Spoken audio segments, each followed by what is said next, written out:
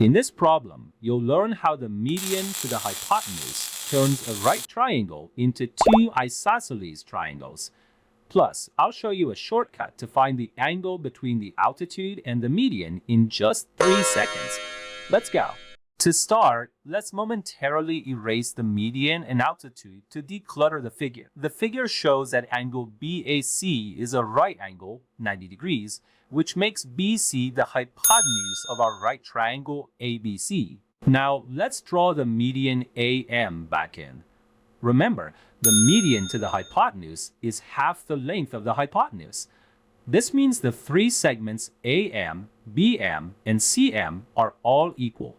In triangle MBA, since side AM equals side BM, triangle MBA is an isosceles triangle. Therefore, angle BAM must be equal to angle MBA, which is 63 degrees in the figure. Now, in this isosceles triangle, we can find angle AMB, 180 degrees minus 63 degrees plus 63 degrees equals 54 degrees. Next, let's draw the altitude AH. To find angle MAH, we should focus on the right triangle AHM.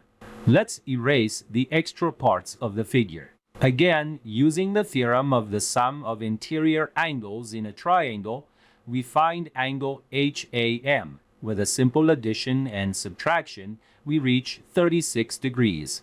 Awesome! The answer is 36 degrees. Option 4. Now, the 3-second shortcut. The angle between the altitude and the median is always equal to the absolute difference of the two acute angles. Absolute value of angle B minus angle C equals absolute value of 63 degrees minus 27 degrees equals 36 degrees. That's it. If this trick helped you and you enjoy this kind of fast, practical content, hit the like button right now and share it with your friends who are afraid of math. And most importantly, smash that subscribe button so you don't miss any of our next videos and problem-solving master keys. Thanks for watching till the end.